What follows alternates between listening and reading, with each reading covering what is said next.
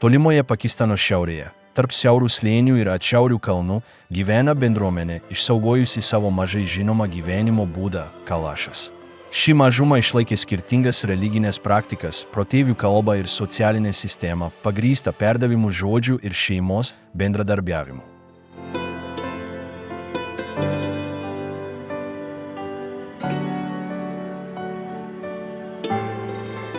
Be jų papročių, vienas ryškiausių aspektų yra daugelio jų moterų fizinė išvaizda. Kai kuriems būdingi regione neįprasti bruožai – šviesios akys, balta oda ir šviesus arba rudi plaukai. Dėl šių savybių, jų aprangos stiliaus ir kultūrinės raiškos jos buvo laikomos tarp gražiausių pasaulio čiabuvių bendruomenių moterų. Tačiau matomas grožis yra tik dalis jo tikrovės.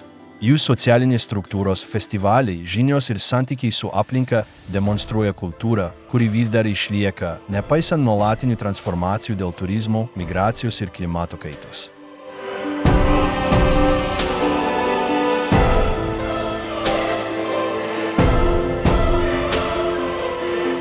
Kas lieka ir kas keičiasi, kai bendruomenė turi prisitaikyti, neprarasdama savo esmės. Sveiki atvykę į Mundarę. Pradėkime.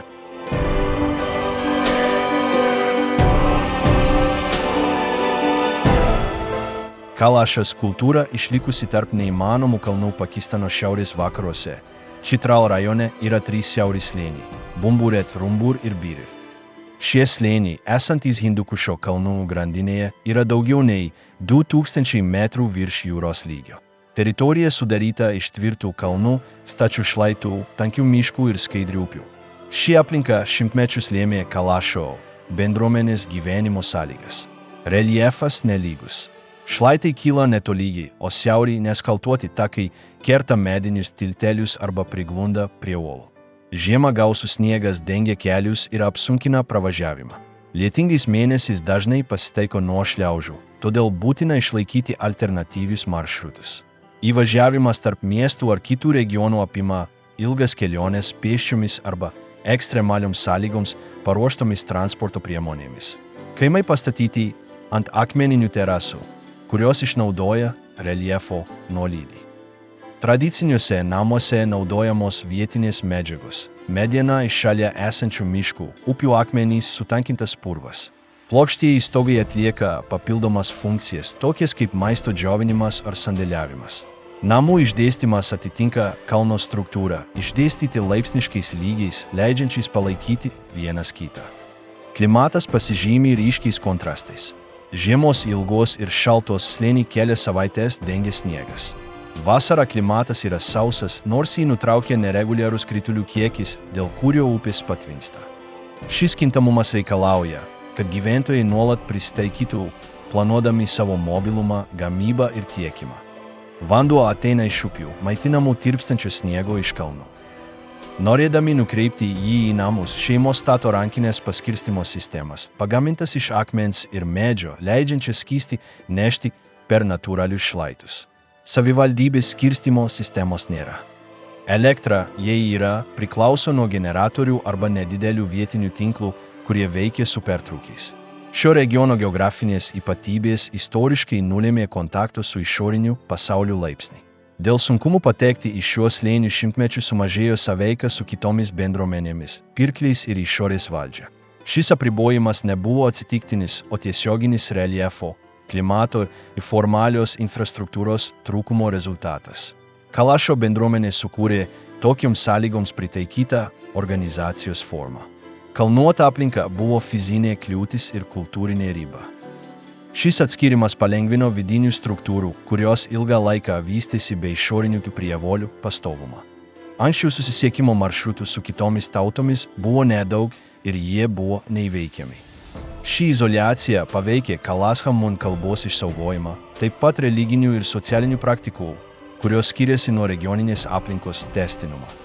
Kaimininės populiacijos priėmė daugumos religijas, Kalašas išlaikė savo tikėjimo sistemą, sukurdamas kultūrinį skirtumą, kuris išlieka iki šiol. Pirmą kartą apie jos egzistavimą raštų buvo užrašyta Britų kolonijinės ekspansijos metu amžiuje.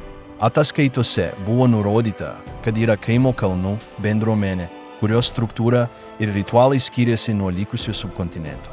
Nepaisant šių paminėjimų, ryšys su kolonijine valstybė buvo ribotas, o izoliacijos sąlygos išliko nepakitusios.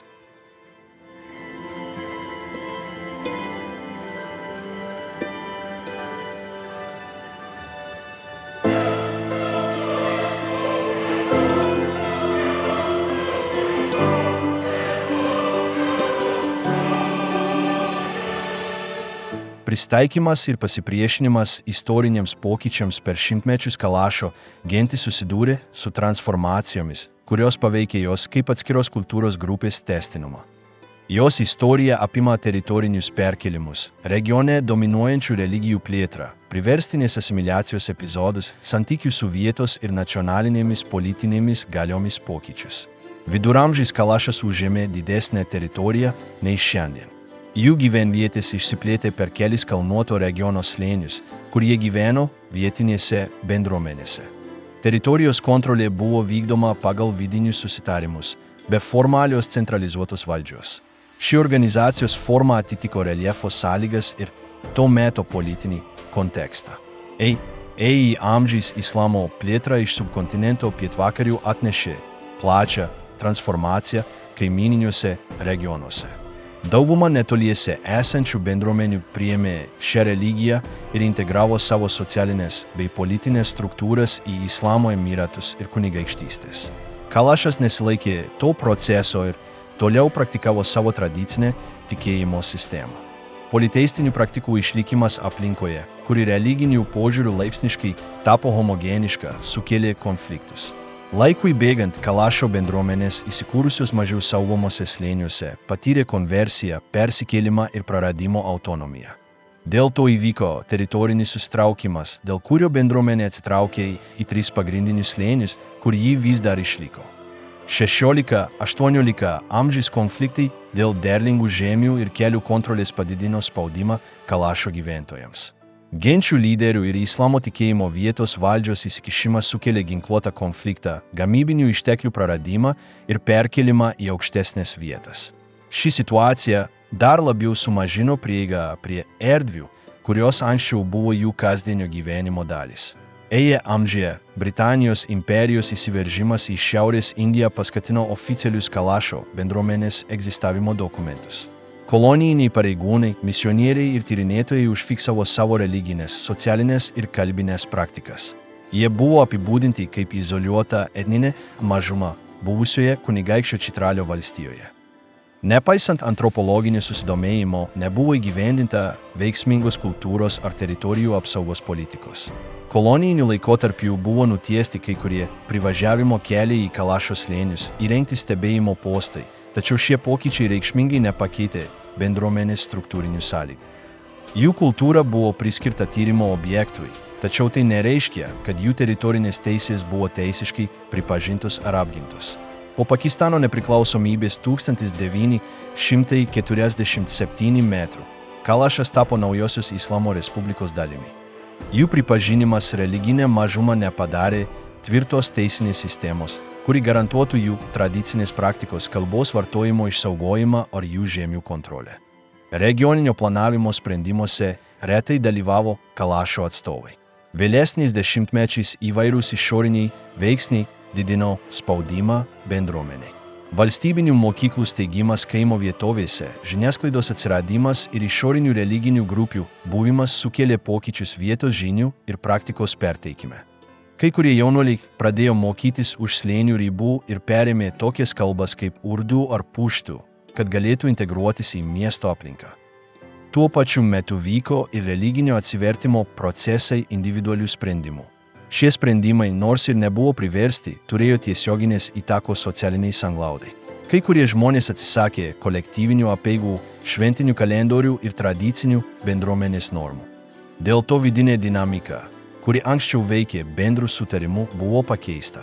Nuolatinė problema yra žemės teisinis statusas. Daugelis Kalašo šeimų neturi oficialiai įregistruotų nuosavybės teisių.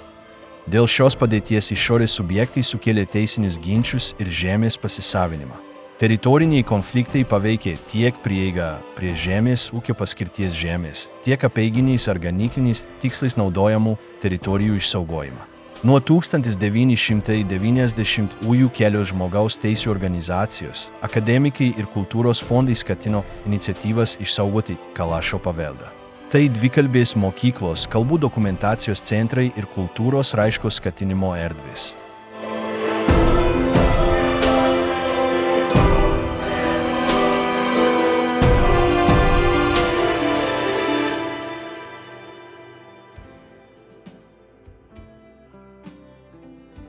Vidinė pusiausvyra, šeimos klonai ir normos tarp Kalašo bendruomenė yra organizuota pagal giminystės ryšių grįstą socialinę sistemą, kurioje šeimos santykiai bendradarbiavimas tarp klonų reguliuoja kolektyvinį gyvenimą.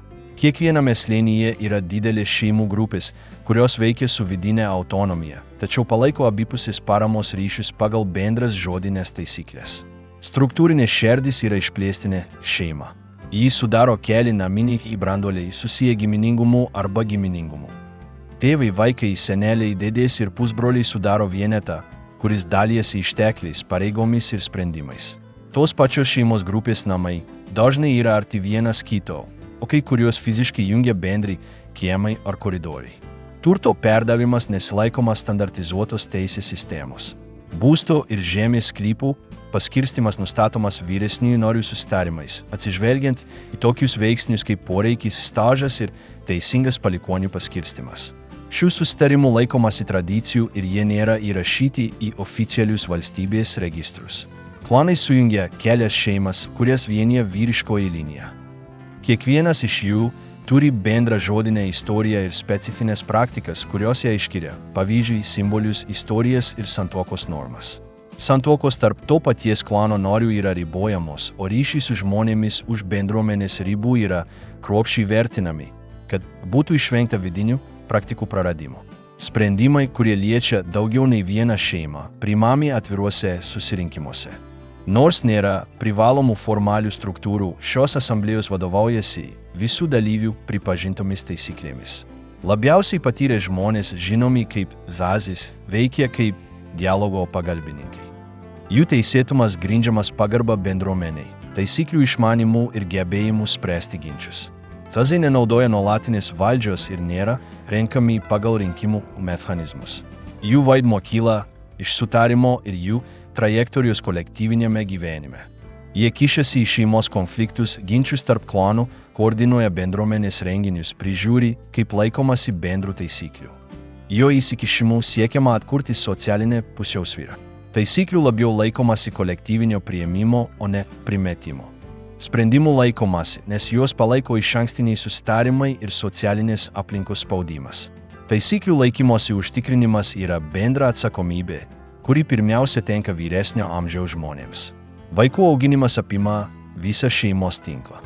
Nors kiekviena šeima yra tiesiogiai atsakinga už savo vaikus, kiti giminės suaugusieji dalyvauja kasdieniame jų auklėjime. Jaunesnieji lydi vyresniuosius atliekant žemės ūkio, gyvulininkystės ar ritualinės užduotis, mokosi stebinti ir praktikuojant. Nuo mažens jie tampa kolektyvinės dinamikos dalimi. Formalų švietimas slėniuose yra ribotas. Dauguma mokymosi vyksta namuose arba bendruomenėje. Pagrindiniai įgūdžiai apima ūkininkavimą, ganymą, statybą, maisto gaminimą, siuvinėjimą ir aplinkos tvarkymą. Kalašamun kalba, patarlės, tradicinės dainos ir žodiniai pasakojimai naudojami kaip praktinė ir socialinė mokymo priemonė. Šventės yra pagrindiniai momentai stiprinant šeimos ryšius ir tarp klanų bendradarbiavimą. Šiuose renginiuose paskirstomos užduotys, dalinamas maistas, organizuojamos bendros veiklos. Vestuvės, inicijavimo ritualai ir sezoninės šventės leidžia dar kartą patvirtinti kiekvienos grupės vaidmenį bendruomenėje. Užduotys reikalaujančios kolektyvinių pastangų, pavyzdžiui, drėkinimo kanalų valymas, tiltų taisimas ar ritualinių konstrukcijų statyba, suplanuojamos bendrų sutarimų susirinkimuose. Dalyvauja ir vyrai, ir moterys, nors organizacinius sprendimus dažniausiai priima vyresni vyrai. Ši veikla pritaikoma prie žemės ūkio kalendoriaus ir klimato sąlygų. Šeimos specializacija taip pat turi įtakos užduočių paskirstimui. Vienos grupės skirtos gyvulininkystei, kitos vyno gamybai ar drabužių gamybai. Šie įgūdžiai perduodami iš kartos į kartą ir yra kiekvienos šeimos grupės vidinio pripažinimo dalis.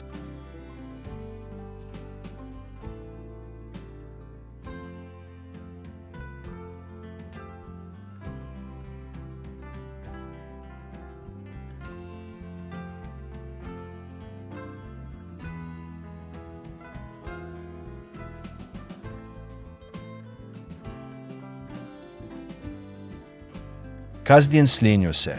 Darbas, ištekliai ir kalas savarankiškumas kasdieninė kalašo genties veikla organizuojama atsižvelgiant į klimatą, sezoną ir turimus gamtos išteklius. Diena prasideda saulei tekant ir baigiasi saulei leidžiantis. Šeimos savo užduotis paskirsto praktiškai pagal amžių, individualius gebėjimus ir neatidėliotinus poreikius. Darbas skirstomas pagal funkcijas, o ne pagal hierarchiją.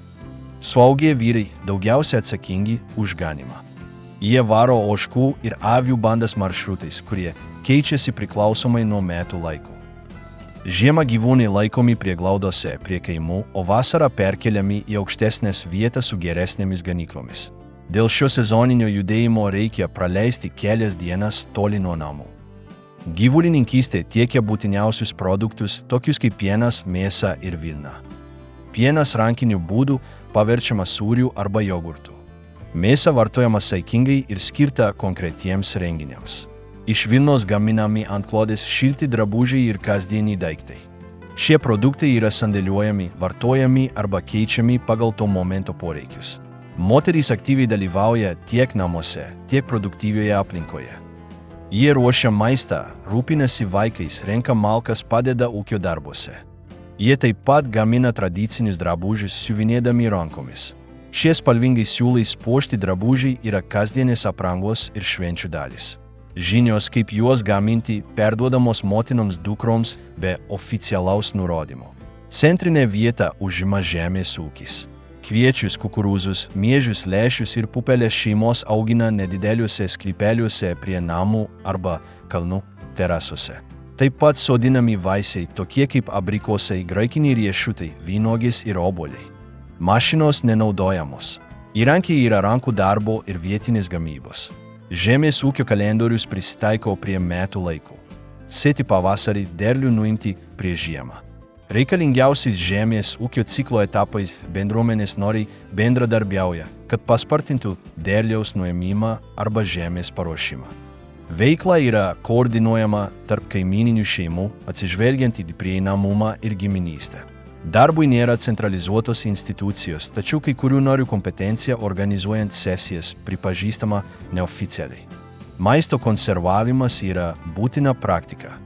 Grūdams ir vaisiams laikyti naudojamos aukštesnės, sausos ir vėdinamos patalpos namuose. Kviečiai, kukurūzai ir riešutai laikomi dideliuose konteineriuose, pagamintuose iš purvo ir medienos. Šis rezervatas leidžia pasitikti žiemą, kai dėl sniego sunku patekti į kaimą. Vienas iš būdingiausių produktų – amatininkų vynas. Jis gaminamas tam tikrų metų laikų, naudojant vietinės vynuogės ir tradicinės procedūras. Vynas fermentuojamas moliniuose arba mediniuose induose ir yra skirtas tik religiniams ritualams ir kolektyvinėms šventėms. Jo gamyba nėra skirta komerciniams tikslams. Kalašo ekonominė sistema nesisuka apie atlyginimus ar išorinį užimtumą. Didžioji dalis kasdieniniam gyvenimui reikalingų prekių gaminama vietoje. Kai joms reikia nusipirkti druskos, muilo, metalinių įrankių ar vaistų, kai kurios šeimos parduoda žemės ūkio perteklių arba rankų darbo tekstilės gaminius. Mainai yra įprasta praktika. Dažnas maistas keičiamas į pagalbą statybose, pagalbą vežant prekės ar įrankių remontą. Ši mainų forma nepriklauso nuo formalios struktūros, bet yra pagrįsta bendruomenės narių pasitikėjimu ir abipusiškumu. Maisto ruošimui ir šildymui sunaudojama energija gaunama iš malkų. Šie ištekliai renkami netoliese esančiuose miškuose, laikantis praktikos neleidžiančius medžiams nykti. Šeimos didelius kiekius sandėliuoja prieš žiemą. Namų viduje įvairioms funkcijoms naudojamos molinės krosnys ir akmeniniai židiniai. Prieiga prie elektros energijos yra ribota. Kai kuriuose namuose įrengtos mažos galios saulės baterijos, kuriomis galima apšviesti mažas erdvės ar įkrauti pagrindinius įrenginius. Kitais atvejais naudojamos aliejinės lempos arba žvakės. Ši papildoma technologija visiškai nepakeitė tradicinių metodų. Namai statomi ir prižiūrimi naudojant aplinkos išteklius. Remontuojant ar plečiant namą dalyvauja šeimos nariai ir kaimynai. Šios veiklos planuojamos bendrai ir kartu su maistu. Nėra statybos pramonės ar išorės kvalifikuotų amatų.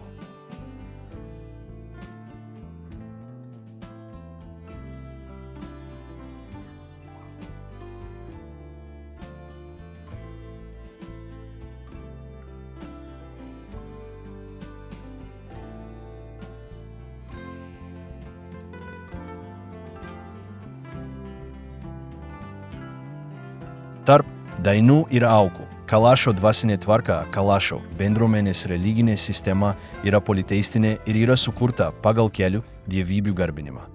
Šios dievybės yra susijusios su gamtos elementais, žemės ūkio ciklais, nematomomis jėgomis ir kolektyviniais gyvenimo aspektais. Religija remiasi ne šventais tekstais ar nuolatinėmis šventyklomis, o žodžių perduodamomis praktikomis, cikliniais ritualais, pašventintomis erdvėmis gamtoje. Tarp pagrindinių dievybių yra Dezau, įvardijamas kaip Dievas kūrėjas. Balumain yra susijęs su vaisingumu ir šventiniu laiku, o Mahandeo atlieka apsauginį vaidmenį gyvulių į bendruomenės saugai. Be to yra nedidelių dvasių, susijusių su konkrečiomis vietomis, tokiomis kaip upės, miškai, kalnai ar natūralūs šaltiniai. Kiekviena dvasinė esybė atlieka skirtingas funkcijas, o jos iššaukimas priklauso nuo ritualinio kalendoriaus ar konkrečių situacijų. Ritualai vyksta prie altorių po atvirų dangumi, vietiškai žinomų kaip altaristai, arba miškingose vietose, kurias riboja akmenys ir mediena. Šios erdvės laikomos šventomis ir laikomos atskirai nuo kasdienės veiklos. Prieiga yra reguliuojama bendruomenės taisyklėmis, kurios nustato, kas ir kokiamis aplinkybėmis gali dalyvauti. Už ritualus atsakingas asmo yra tradicinis kunigas arba šamanas. Šis asmo neužima nuolatinių ar paveldimų pareigų. Ji atrenkama pagal jos žinias apie ritualinės maldas, ceremonijų vedimo patirtį ir elgesį bendruomenėje. Pagrindinė jų funkcija – koordinuoti aukas, nukreipti invokacijas, palaikyti simbolinį ryšį tarp genties narių ir dvasinių jėgų. Vienas iš pagrindinių ceremonijos elementų yra gyvūnų, daugiausia ožkų aukojimas. Šie renginiai nėra skirti komerciniams ar maisto tikslams. Gyvūnas aukojamas kaip dėkingumo ženklas, kaip apsaugos prašymas arba kaip pusiausvyros su dievybėmis veiksmas. Po ritualo mėsa paskirstoma dalyviams arba suvalgoma vietoje, priklausomai nuo ceremonijos tikslo. Visą procesą lydi dainos, maldos ir kartais grupiniai šokiai. Ritualinis kalendorius yra susietas su žemės ūkio ciklu. Pirmoji sėja, vasaros pradžia, derlius ir žiemos saulėgrįža žymi svarbiausias ceremonijų akimirkas. Kiekvienas slėnis skiriasi savo švenčių formą ir laiku, tačiau visi išlaiko bendrą dėkingumo, atsinaujinimo ir raginimo išlaikyti pusiausvyrą su gamta logika. Vietoje oficialių šventyklų Kalaše naudojamos laikinos ritualinės struktūros arba natūralios erdvės, pažymėtos nuolatiniu naudojimu. Miško proskyna, ypatingos formos akmuo ar vandens šaltinis tam tikromis datomis gali tapti apeigų vieta. Šios sritys pažymėtos matomais simboliais ir išsaugomos kolektyvinė pagarba. Ceremoninio vyno gamyba ir naudojimas yra ritualinės sistemos dalis. Vynuogės auginamos slėniuose ir apdorojamos tradiciniais procesais. Vynas nėra geriamas už dvasinio konteksto ribų. Jis skirtas svarbiausiems ritualams, o jo platinimas reguliuojamas. Jo vartojimas reiškia bendrystę su saugančiomis dievybėmis ir kolektyvinį dalyvavimą ceremonijoje.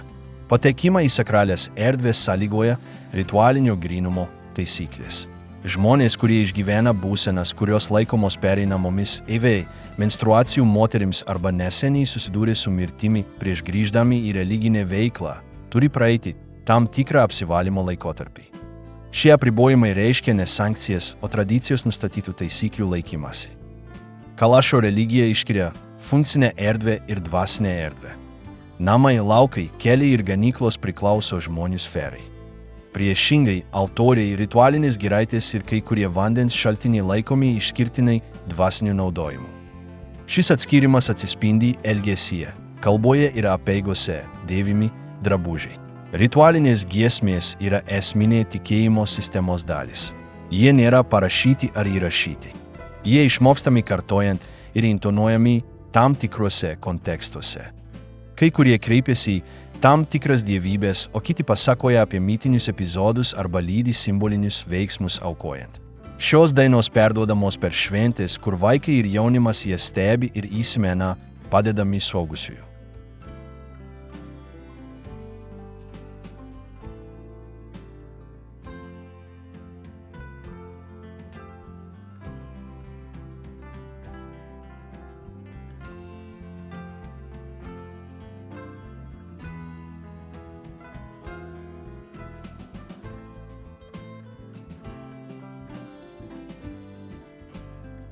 Gyvi ritualai, festivaliai ir kultūrinė vienybė Kalašo slėniuose, Kalašo bendruomenės šventės yra esminiai kolektyvinės raiškos momentai. Jie švenčiami tam tikromis metų datomis ir sutampa su žemės ūkio ciklais, sezonų pokyčiais ar svarbiais tradicinio kalendoriaus įvykiais. Šios šventės stiprina bendrą tapatybę, stiprina socialinius ryšius, atnaujina bendruomenės dvasinę pusiausvyrą. Josi festivalis, dar žinomas kaip Hilim Just, žymi pavasario atėjimą. Jis vyksta nuo gegužės iki birželio mėnesio. Šį šventei, 3 Kalašo slėniai ruošiasi keletą dienų atlikdami specifines užduotis, tokias kaip namų valymas, tradicinio maisto ruošimas ir siuvinėtų drabužių gamyba ar restauravimas. Moterys ypač pristato savo geriausius kostiumus su ryškiaspalviais siūlais ir būdingais aksesuarais. Josi metu aukojamos aukos saugančiosioms dievybėms, kūrenami laužai, rengiamos procesijos, organizuojama bendruomeninė veikla. Ceremonijos apima kolektyvinius apsivalymo ritualus, šaltinio vandens naudojimą ir simbolinį gyvūnų aukojimą. Dalyvavimas šiose veiklose laikomas būdu užtikrinti dvasinę pasėlių ir gyvulių apsaugą artėjančiam žemės ūkio ciklui. Vasaros pabaigoje nuo rugpjūčio iki rugsėjo vyksta ūkio festivalis. Jo tikslas padėkoti dievybėms už gausybę gautą derliaus nuėmimo sezono metu. Pasiruošimas apima vaisių, grūdų, riešutų skirtų bendruomenės šventėms, rinkimą ir atranką. Ši šventė organizuojama keliais etapais – aukų įteikimu, grupiniais ritualais, apeiginio vyno dalijimu. Kiekviename UTHAU etape buvo paskirti lyderiai, atsakingi už erdvių koordinavimą, maisto organizavimą ir programos įgyvendinimo palengvinimą. Kaip ir Josi, ritualinės giesmės, bendri sveikinimai ir veikla laukia yra esminė patirties dalis. Ilgiausias ir sudėtingiausias festivalis yra Thamos, kuris švenčiamas gruodžio ir sausio mėnesiais. Tai sutampa su žiemos saulėgrįža ir reiškia Kalašo ritualo metų pabaigą. Ši šventė apima veiklą diferencijuotą pagal amžiaus grupės ir lytį ir apima keletą dienų su keliais etapais. Thamos metu organizuojami šeimininiai banketai, naktiniai šokiai, vizitai tarp kaimų, simboliniai žaidimai. Tam tikrų metų kai kurios vietos yra apribotos privačioms ceremonijoms. Kruopščiai dalijamos apeiginio vyno porcijos, dainuojamos tik šiai šventei skirtos dainos. Vaikai ir paaugliai dalyvauja konkursuose, tradiciniuose išbandymuose, ritualinių dainelių mokymosi užsiėmimuose. Šis procesas stiprina kultūros perdavimą iš kartos į kartą. Be religinio turinio šios šventės taip pat atlieka svarbias socialinės funkcijas.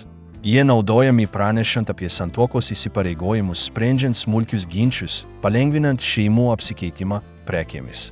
Suburdami visos bendruomenės narius, jie leidžia iš naujo subalansuoti socialinius santykius bendradarbiavimo paženklintoje aplinkoje.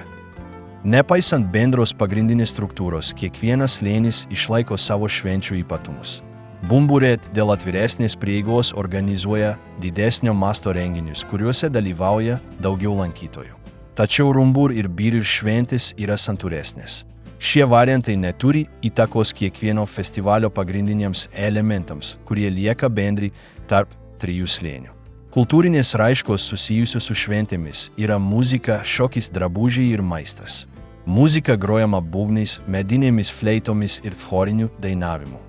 Melodijos turi pasikartojančias struktūras, kurios palengvina jų kolektyvinį mokymąsi. Kai kurios dainos yra susijusios tik su tam tikrais ritualinio kalendoriaus momentais ir nėra atliekamos už tų datų ribų. Šokiai atliekami grupėmis, rateliais arba eilėmis. Nėra atskirties tarp žiūrovų ir dalyvių. Visi susirinkusieji kviečiami prisijungti pagal paprastą modelį, lydimą ritmingų judesių ir suderintų šūksnių. Šie šokiai atlieka integracinę funkciją, stiprina priklausimą grupiai.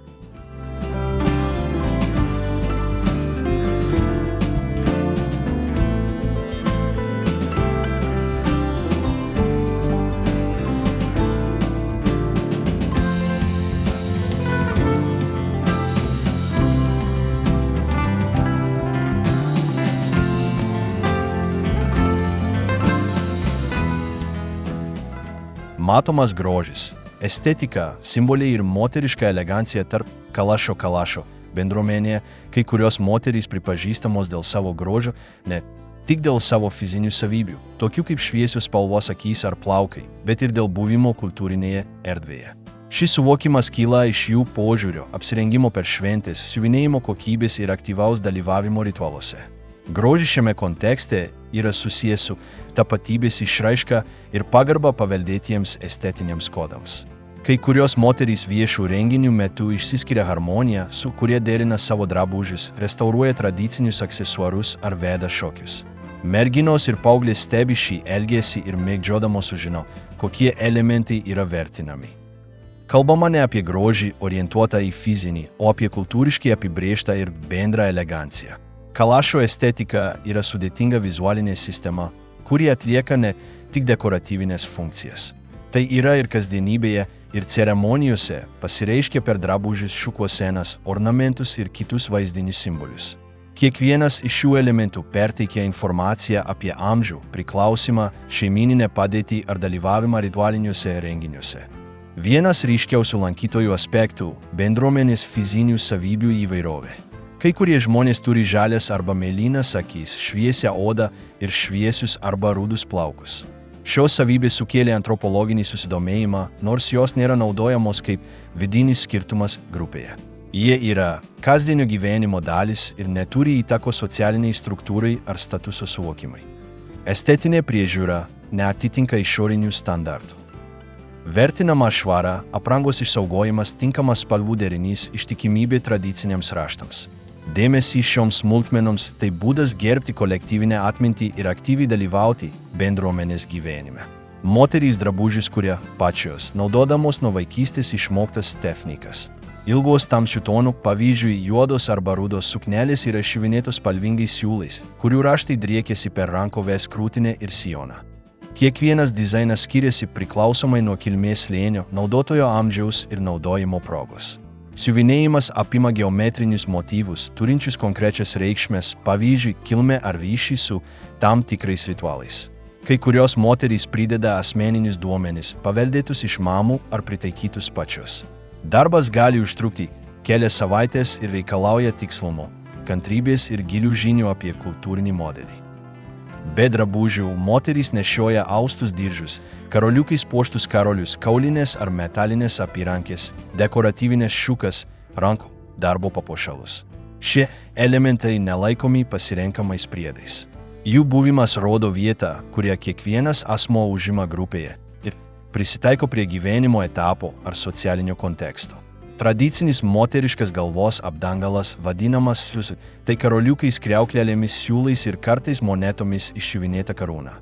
Jis tvirtinamas prie supintų plaukų ir gali turėti juostelę, kuri krenta žemyn. Jo naudojimas yra įprastas per šventės, nors kai kuriuose kaimuose tai yra ir kasdienės aprangos dalis. Šukuosenos yra dar vienas esminis vizualinio ansamblio komponentas. Moterys plaukus riša viengubomis arba dvigubomis pynėmis, puoštas kaspiniais. Šis stilius yra ne tik estetinis, jis seka kultūriniu modeliu, kuris perteikia amžių, šeimos statusą ir progą. Merginos dėvi paprastesnės šukuosenas, suaugusios moterys įtraukia daugiau vizualinių detalių. Vyrai dėvi neutralių spalvų medvilninės arba vilnonės tunikas kartu su pako, apvalia vilnonę kepurę.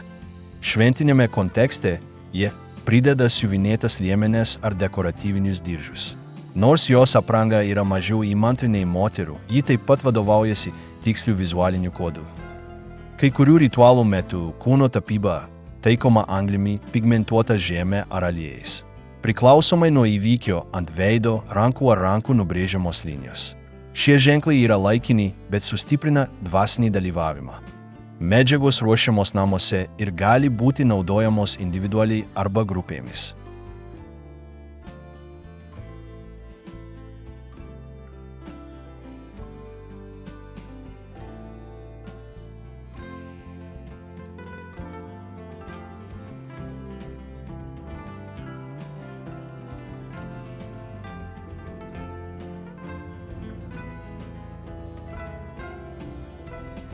Tarp grėsmių ir veiksmų, kultūrinė rizika ir Kalašo pasaulio gynyba, Kalašo kultūra šiuo metu susidūrė su daugybė iššūkių, kylančių dėl jo sąveikos su išoriniu pasauliu.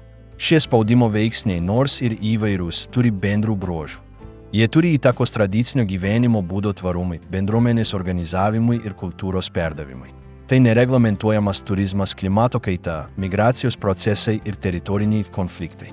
Turizmas yra viena iš pagrindinių kontaktų su išoriniu pasauliu formų. Per tokius festivalius kaip Josi ir Tamo slėnius aplanko nacionaliniai ir užsienio turistai, norintys stebėti šventės. Nors kai kurios šeimos savanoriškai dalyvauja teikdamos pagalbą lankytojams, masinis buvimas sukėlė įtampą. Fotoaparatai, neleistini įrašai ir vaizdų platinimas socialinėje žiniasklaidoje sukėlė susirūpinimą dėl netinkamo privačiais laikomų ritualų eksponavimo. Ceremonijų nutraukimas ar jų formato keitimas, kad būtų galima pritaikyti stebėtojams, pradėjo keisti kultūrinės praktikas. Kai kurios šventės buvo sutrumpintos arba tam tikros dalys perkeltos į turistams nepasiekiamas vietoves. Ši laipsniška transformacija paveikė pirminę įvykių prasme. Tuo pačiu metu kai kurie bendruomenės noriai nusprendė lankytojams pasiūlyti rankų darbo gaminius, ekskursiją su gidu ir pagrindinės paslaugas. Ši veikla atnešė pajamų, tačiau taip pat paskatino vidinės diskusijas apie pavojų simbolinius elementus paversti prekėmis. Tačiau yra iš vidaus valdomo turizmo patirties, kurie siekiama nustatyti aiškias taisyklės kultūriniai pagarbai išsaugoti. Susidūrus su tokia padėtimi buvo pradėti vietiniai informaciniai seminarai apie tvarų turizmą, skirti jaunimui ir suaugusiems. Ši veikla, skatinama kartu su remiančiomis organizacijomis, leidžia bendruomenė apibrėžti sąveikos su išoriniu pasauliu ribas ir nustatyti, kurios erdvės yra bendrinamos, o kurios lieka uždaros. Kitas spaudimo veiksnys yra klimato kaita. Pastaraisiais dešimtmečiais slėniuose įvyko reikšmingų natūralių ciklų pokyčių. Krituliai tapo nereguliarūs, žiemos ilgesnės, o vasaros išgyvena netikėtus sausrų periodus. Tai tiesiogiai veikia žemės ūkį, prieigą prie geriamojo vandens ir gyvulių sveikatą. Ganyklų prieinamumas sumažėjo. Tai verčia piemenis nuvežti savo bandas į atokesnes vietovės su mažiau apsauga. Didėja fizinės pastangos ir kelionės laikas. Taip pat padaugėjo gyvūnų ligų, kurios turi įtakos pieno, mėsos ir vilnos prieinamumui. Namuose žiemos metu šeimos turi laikyti daugiau maisto ir degalų, numatant galimas izoliacijos savaitės dėl sniego ar nuo šliaužų. Bendruomenės infrastruktūra, pavyzdžiui mediniai tiltai ar takai, reikalauja dažnesnės priežiūros. Reaguojant į šią situaciją, buvo organizuotos bendruomenės remonto brigados, kurias koordinuoja šeimos, kad išlaikytų prieigos taškų funkcionalumą. Demografinių lygmenių migracija į miestų centrus yra augantis reiškinys. Jaunimas ir suaugusieji laikinai persikelia į tokius miestus kaip Chitral ir Pešavar ieškodami darbo, išsilavinimo ar medicinos paslaugų. Nors kai kurie grįžta, turėdami naudingų išteklių, žinių ar įrankių, darbingo amžiaus žmonių nebuvimas keičia slėnio socialinę struktūrą. Kitas probleminis aspektas yra tai, kaip žiniasklaida vaizduoja Kalašą. Daugeliu atveju aprėptis pabrėžia tik egzotiškus, spalvingus kostiumus arba nemusulmoniškus jų kultūros aspektus. Taip sukūriamas iškreiptas vaizdas, ignoruojantis vidinę dinamiką, dabartinės problemas ir tiesioginį bendruomenės balsą. Norėdami to išvengti, Kalas jaunuoliai pradėjo kurti savo garso ir vaizdo turinį įrašytą ir redaguoti. Nepaisant daugybės iššūkių, su kuriais susidūrė, Kalašo bendruomenė ir toliau tvirtina savo buvimą Šiaurės Pakistane, naudodama savo unikalias strategijas. Jų kultūra neišnyko ir nesustingo laike. Ji prisitaiko, atsirenka ir reaguoja. Norint suprasti savo dabartinę situaciją, reikia stebėti ne tik tai, kas priešinasi, bet ir tai, kas vystosi. Nuolat keičiantis, Kalašas išlaiko tapatybę, kuri apibrėžia ne tik jų praeitis, bet ir gebėjimas reaguoti į dabartį.